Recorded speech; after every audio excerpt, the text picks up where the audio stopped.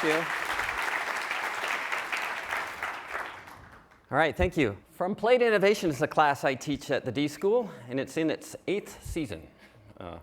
Each year you have to readmit or reapply to get your class taught again, because every class in the D School is an elective, which is kind of interesting. So you have to stay, hopefully, keep your class fresh. So from Play to Innovation is a class I created, and I teach it with Dr. Stuart Thompson, who's in the biology department, Dr. Stuart Brown, who's the founder of the National Institute for Play, and John Cassidy, who's the founder of Klutz Press. And the other interesting thing about the D School is just not one faculty member. You have to have a multidisciplinary faculty team, just like you have a multidisciplinary students. And we start each class with a warm-up. And we've known over the years the warm-ups get more and more elaborate, but more and more interesting. And this one's a very simple one. This first part's really easy. Just turn to someone, hopefully you haven't met yet, and you are going to interview them about his or her favorite hobbies. And I'm not going to give you much time, but this isn't going to be like a typical conversation like, oh, you like biking, I like biking. One person's going to act like the reporter for the first 30 seconds and ask you questions and ask why. If you've ever been interviewed by a reporter, they ask why a lot. And then we'll flip after a few seconds, and then the other person will get to be the reporter. So start with this warm-up right now, guys. Just do some interviewing.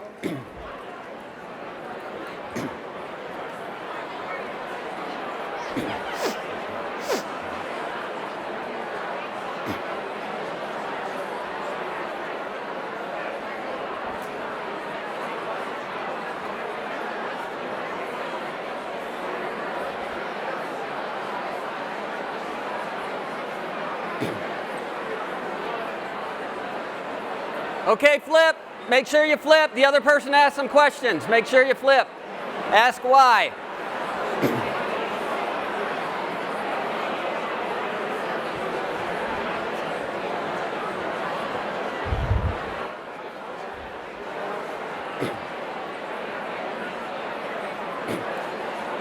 Stay with your partner. I'm going to show you a short video clip of 2 NBA basketball players.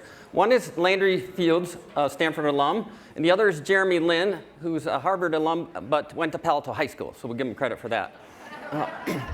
And before, they played on the same team for a while, a couple years back. Before every game, they did a secret handshake. And I thought, man, that's really creative. And no one knew what it was. And eventually got dissected on the web. They're both professed, love to read, so they have the reading glasses. And they're both professed nerds, so they have the pocket protector. So watch this handshake.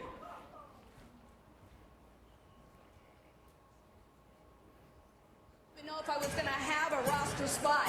And now, Mike, he's the toast of New York. In a word, he said overwhelming is what this past week has been like. He said, so very cool, but you guys can do better. So we're going to give you a little mini design thinking challenge. With your partner, you're going to create your own secret handshake based on a couple of your hobbies. I'm not going to give you much time, so stand up, do a little ideating, and then do a little prototyping. So not much time.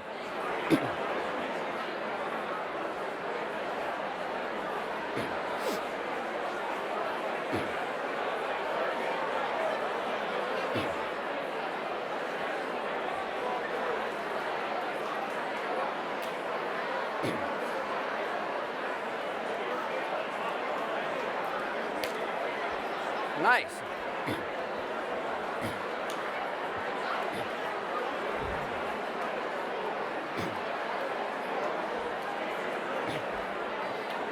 All right, time's up. So everyone do your secret handshake. Everyone do it? Everyone do it at once. Nice, nice. Okay, grab a seat. There's no credit for this handshake, so you can stop. Okay. All right, guys in the back. Assignment over. Okay. Really good.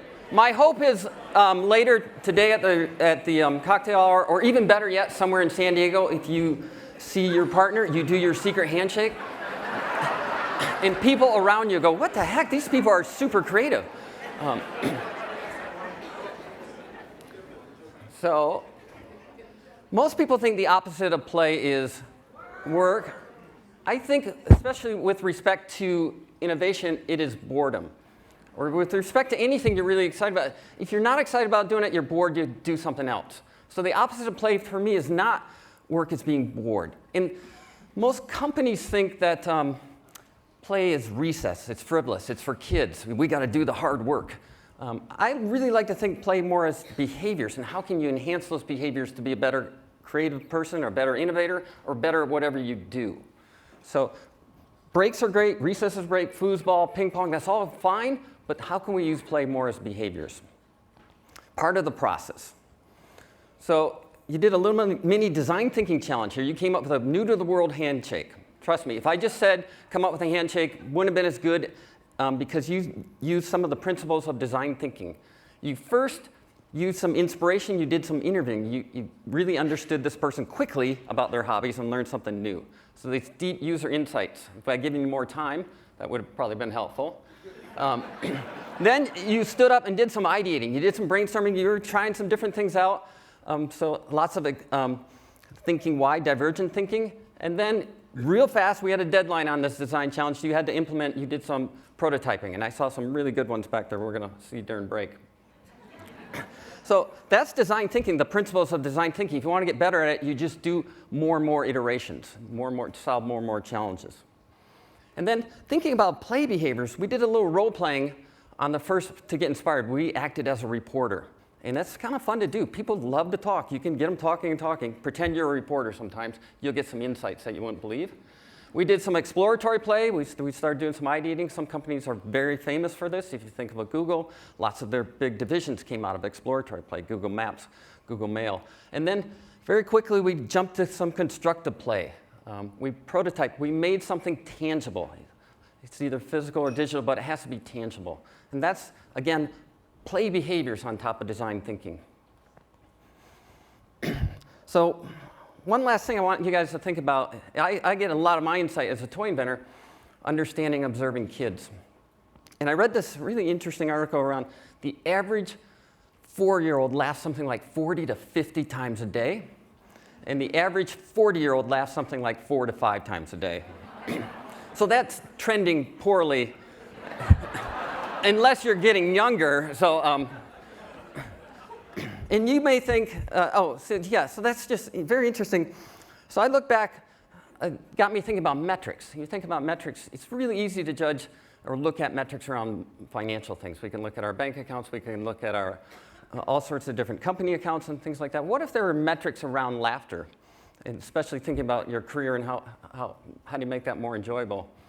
What if you could judge over a day, a week, a month, a year, a career? And I look back on my career, and I think the thing I feel most lucky or fortunate about is the teams I've got to laugh with. Just have a good time working hard, lots of effort, but we're enjoying what we're doing. So you might think, oh, well, you're a toy inventor, sure, you get to laugh all day. But I look around, it's really a tough business. I look around other parts of IDEO, like IDEO.org, which is solving social impact issues around poverty, and then IDEO's health and wellness team that's working on life and death challenges. And I see those teams, because they're embracing play, are laughing just as much as my team. So that's my sort of encouragement to you. So we're going to do one last experiment to see if we can boost our laughter counts. Now's the time to look under your seat, and you'll find this envelope that says, "Do not open until prompted." So now you're being prompted. What you're going to find in there is a awesome toy called the balloon. We're going to blow these all up. Don't tie them. We're going to blow them all up, and we're going to see if we can let them go all at the same time and see if we can increase our laughter a little bit here. So if you're feeling like you don't want to blow it up, find one of these students over here. They'll do it for us. So let's all try to blow these up. OK. Hold them up. Don't do any. Don't let them go yet. We're going to do a little countdown. 3, 2, 1. All right.